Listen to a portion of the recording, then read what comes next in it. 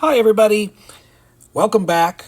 Today's lecture is about vectors in the plane. And vectors, we're still going to be working in the usual plane, the plane that we call R2. That's just the real numbers on the x-axis and the real numbers on the y-axis.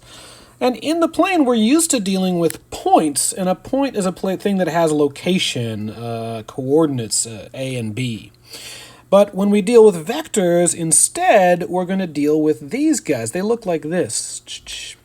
And a vector is a quantity in the plane that has, as you can see in the picture, it has a direction.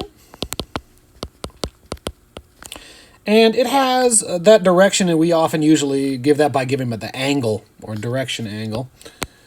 And then it has a size, or length, or magnitude. So, a vector is a quantity that has direction and magnitude. Although I've drawn this vector, when you see a drawing of a vector in the plane, you'll see that it's drawn starting at a particular point in the plane and going to a particular point in the plane. But those points where it starts and ends are just that particular picture of that vector. We could draw that same vector starting at a different point, and it's the same vector as long as it has the same angle, same direction, and the same length, the same magnitude. So let's see if I can do this, for example. That one is about the same right there.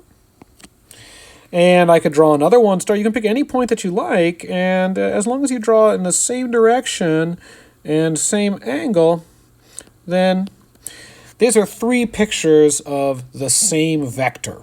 Yeah, because they're both going in the same at the same angle, and they both have the same length. Okay, so although we draw vectors in the plane, and you can draw lots of different versions of the same vector in the plane, they all ultimately represent the same vector. It's the vector that goes over this far and up this far. So that helps. Okay. So that's kind of the basic idea of vectors. Sometimes when we want to draw a vector in the plane, the way that we will denote it is by giving 2 points, P and a Q. And if we're given 2 points in the plane and we want to talk about the vector that starts at P and goes to Q, well, we write it like this. This is the vector from P to Q. And sometimes we actually give a start point and an end point, but of course I can draw a different start point and an end point, and this is going to be the same vector. So the vector PQ is going to be the same as this vector down here. I could name these points something else, and the vector PQ would be equal to that other named vector as well. The key thing with the vector is it has the same direction and the same size. All right, when we want to talk about a vector without giving the points where it's represented, we will often just describe it as a V for vector with a little arrow over it. So when you draw a vector, when you write a vector like this, you're actually giving a starting and end point. You're saying where to draw it. Here, you're just talking about the vector in general. You could draw it anywhere. And so it's less obvious from this, how you're going to determine the length and the angle. We'll be talking about that today.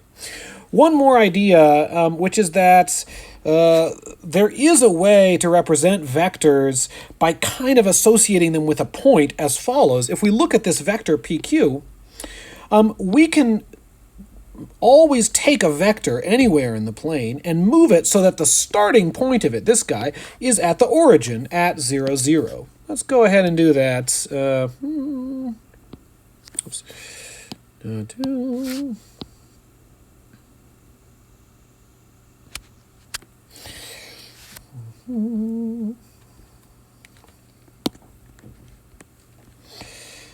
If we move this guy, I've collected some other things there. I'll get rid of those in just a second. So if we move this guy over here, let me get rid of my extraneous bits there and there. Excellent. You'll see that this copy of the vector, PQ, first of all, it's the same vector. It has the same length, and it points in the same direction. But this one, since it starts at the origin, it ends at a point here, and the point where it ends, the coordinates of that point are going to tell us, very importantly, for this vector, how far over and how far up you have to move. And so when we have a vector that's written with its starting point at the origin and its ending point at a point AB, then we will often write that vector in the following form. Now, we don't want to just talk about that point, AB. We want to talk about any vector that has this same width and height, the same x and y parts of it, the same direction and magnitude. And so to indicate that we're not just talking about that single point, AB, in the plane, we're going to put these angled brackets instead, but otherwise we write it like a point. So when you see notation that looks like this, these angle brackets, this is just a way of writing a vector.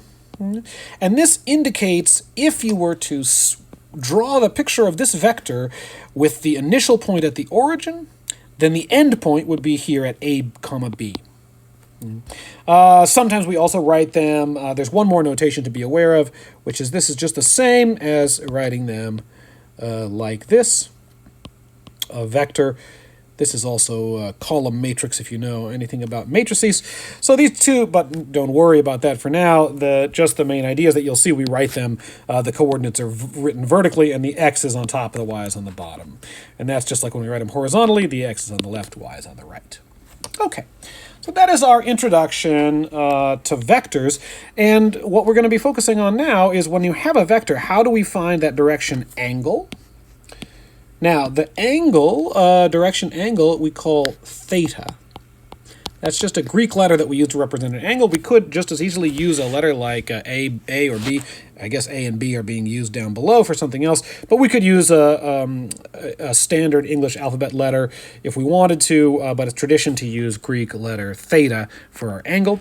And the magnitude, we describe the magnitude of a vector by writing it like this. We use a double absolute value, and then we put the vector inside. That double absolute value means the magnitude, and magnitude is just like the length or the size of your vector. Okay? If you're given a vector in one of these forms, and you're asked to find the magnitude or the angle, well, the way that we do it is it's just like finding the polar coordinates for a complex number, which we did in the previous section. So you're going to see that the formulas that we get here are going to hopefully look quite familiar. So this is finding the direction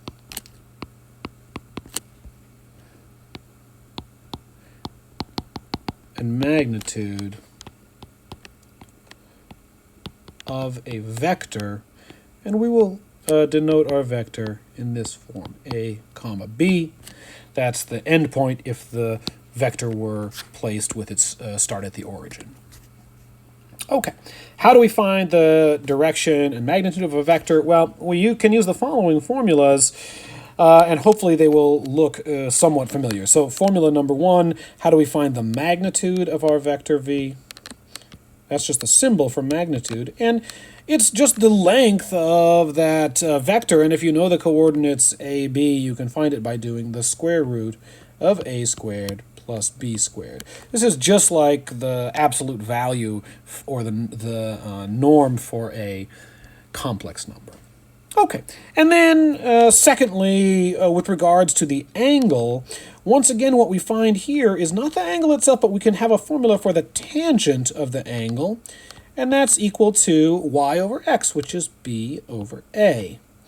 And here, just as in the case with complex numbers, we have to be a little bit careful because the tangent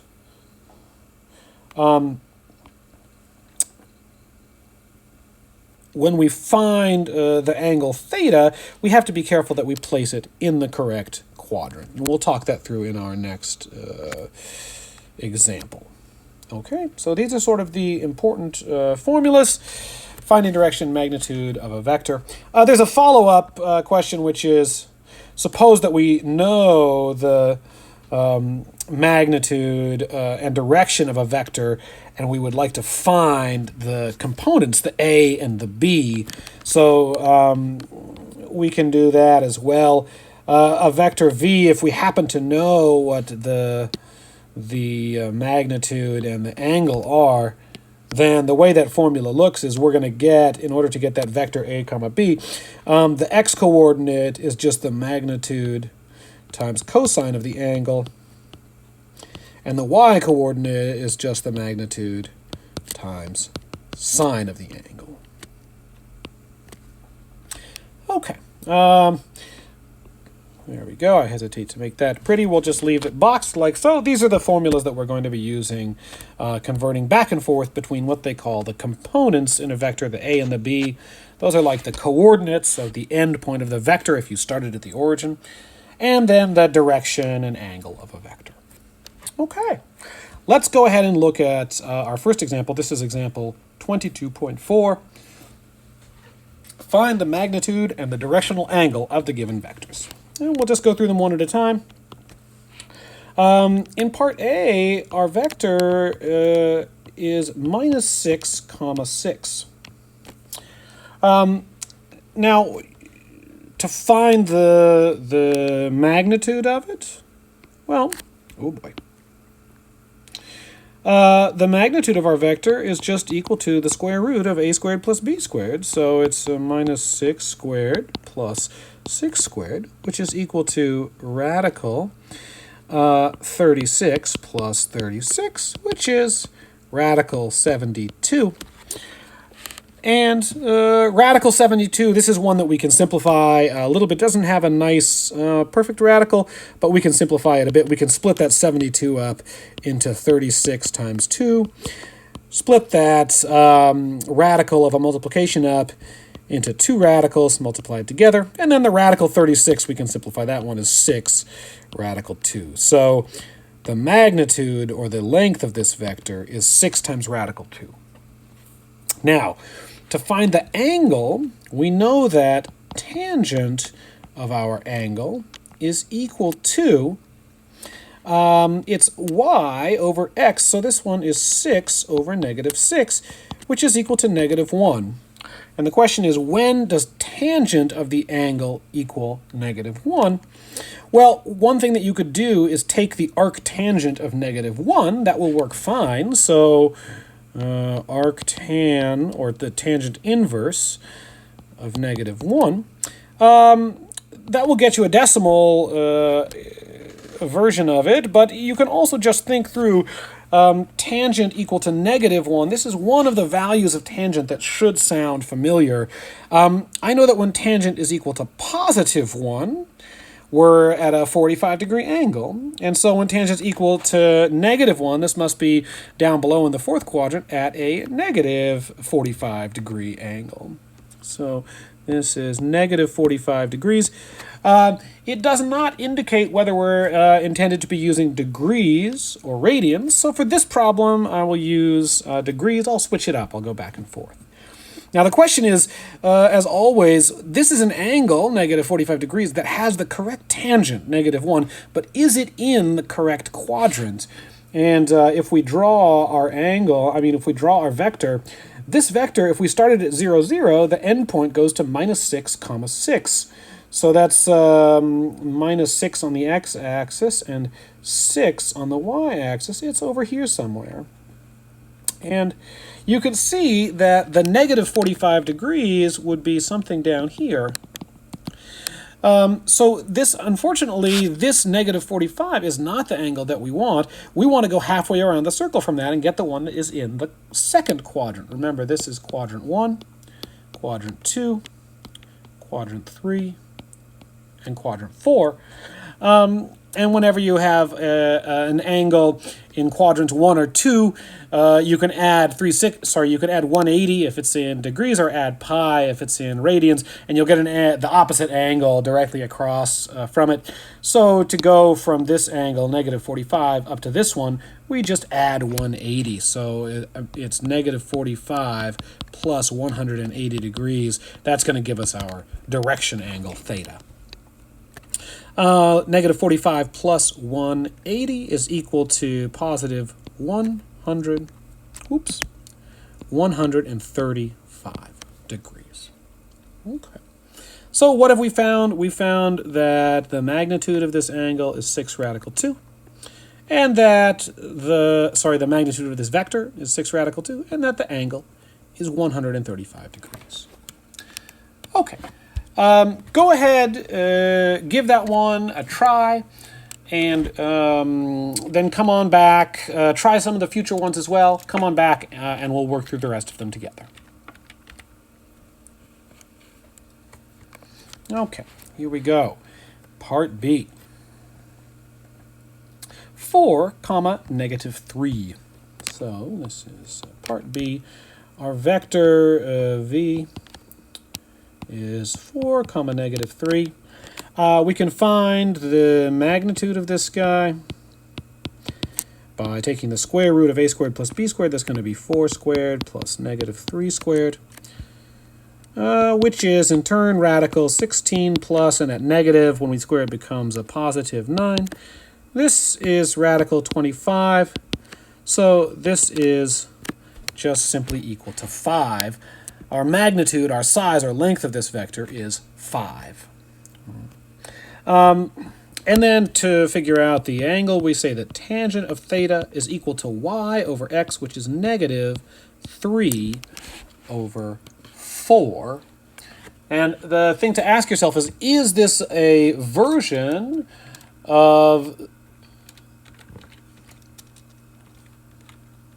the tangent? Is this a value of the tangent that I know or not?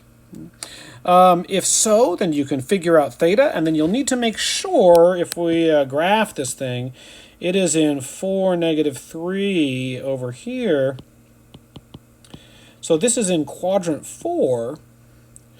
So we can also come up with this by using just arctangent or tangent inverse of negative 3 over 4. Okay. Sticking with degrees for now, if we plug it into our calculator, we get that the inverse tangent of negative 3 over 4 is approximately, I'll change those to squiggles just to be clear that we're giving a decimal approximation here. It is approximately negative 36.9 degrees. Now, if we plug into our calculator, we get negative 36.9. I notice that this is in quadrant 4. And indeed, if in our picture, our vector is in quadrant 4, so that checks. So there we have it. We have the magnitude of this vector is 5, and the angle, the direction angle theta, is negative 36.9 degrees. All right, part C. Let's take a look. It is negative 2 radical 3, comma negative 2. So part C, our vector v is negative 3 radical 2, comma negative 2. Sorry, 2 radical 3. Let's just correct that. Here we go. Boop, boop. Great. All right, let's find the magnitude. Magnitude of this vector is equal to, well, it's the square root of a squared plus b squared. So this is the square root of negative 2 radical 3 squared plus negative 2 squared.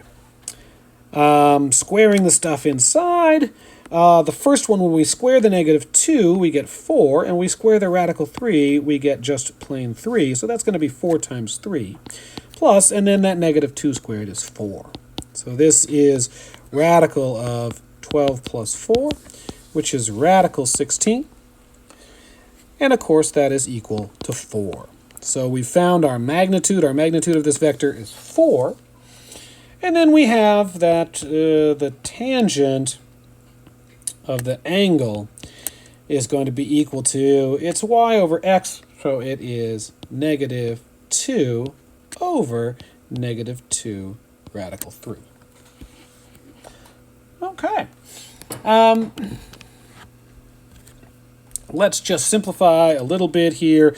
The negatives cancel, the 2's cancel, and we get that tangent of theta is equal to 1 over radical 3. And if we simplify this by rationalizing the denominator, we can do that by multiplying the top and bottom by radical 3. And that gives us on the bottom just 3, and on the top radical 3. So we have that the tangent of theta is equal to radical 3 over 3. Now, you may recognize this value, radical 3 over 3. This is the tangent when the angle is equal to, in radians, pi over 6, or in degrees, 30 degrees. So this gives us 30 degrees, or pi over 6.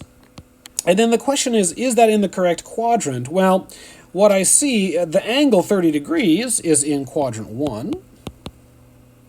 But this vector, if we draw it, the x-coordinate is negative, the y-coordinate is negative. It's down here in quadrant 3.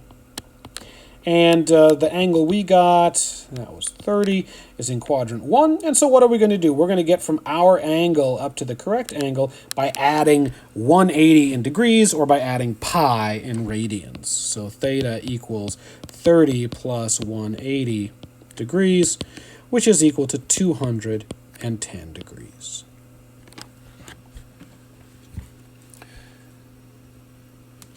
Great, that's C. Let's go ahead and take a look at D.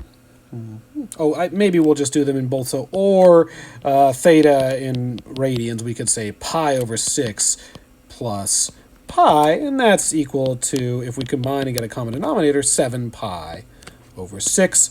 That's also a perfectly acceptable answer. Okay. And the magnitude, once again, was 4. That's part C. Let's go on to D. D is 8, 4 radical 5. So D, we have a vector 8, 4 radical 5. That's our vector V. And we'll start, as usual, by finding the magnitude. The magnitude of this vector is the square root of 8 squared plus 4 radical 5 squared.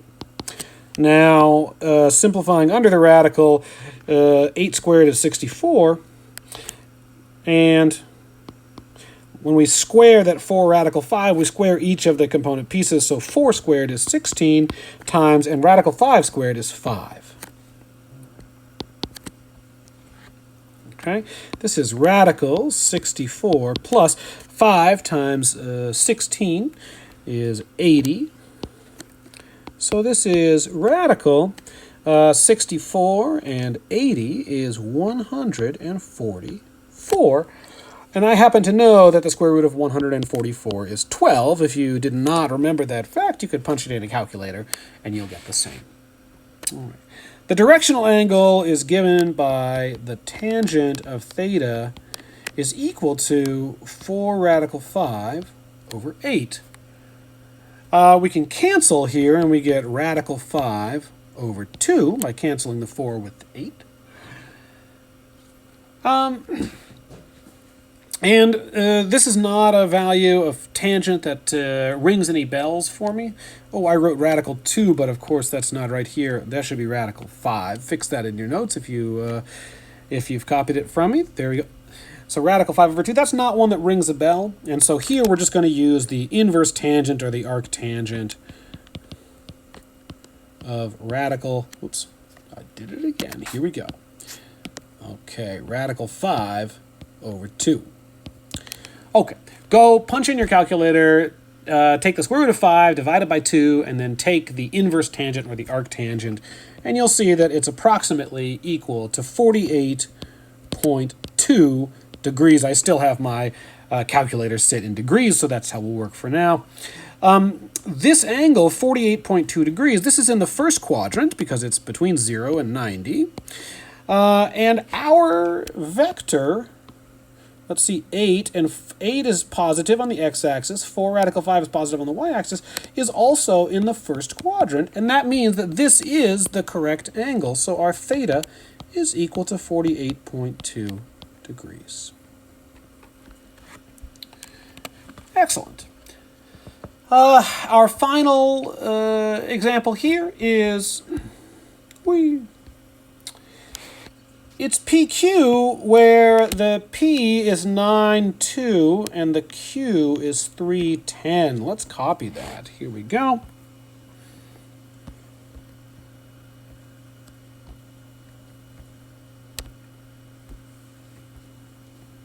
So here's our part E. And what we're going to do with this first is we need to write this in the standard form. So I'll draw a picture first. If you have a different strategy besides drawing a picture first, it can be done purely algebraically, just using the formulas. But I'll go ahead and use a picture to do it. So the point P is at 9, 2. So let's just count out here by 5s. Here's 5, 10.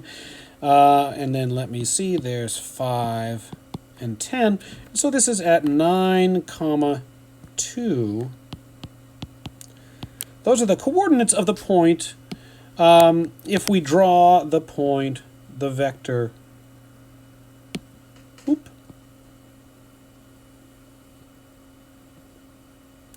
if we draw the point 9, 2. Now, that's not a vector. The vector goes from that point to a different point. It goes from that point to 3, 10. So let's draw 3, 10. Let me see. If x is 1, 2, 3, and y is 10, then here is our point 3, 10. Now, it's important in a vector to know where you're starting and where you're ending. And since this vector says first P, then Q, we're going to start at the point P and go to the point Q.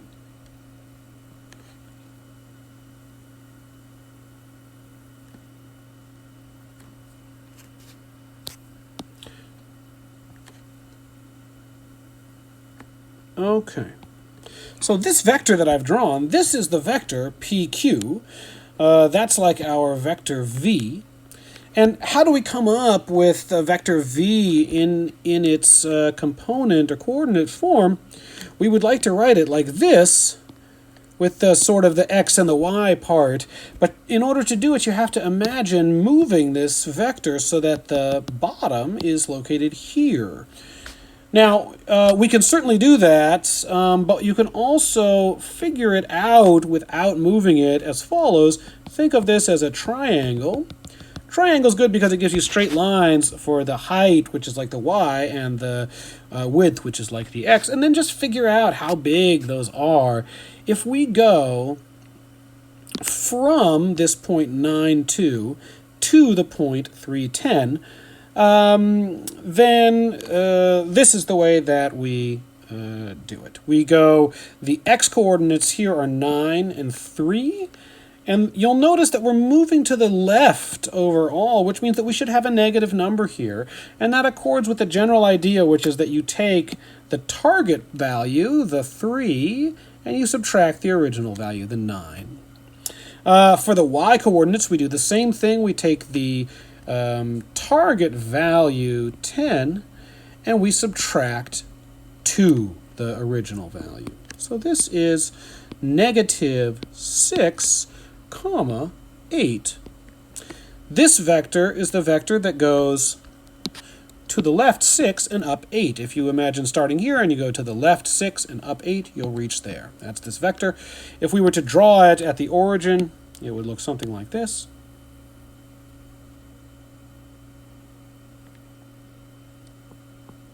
And it would get us to the point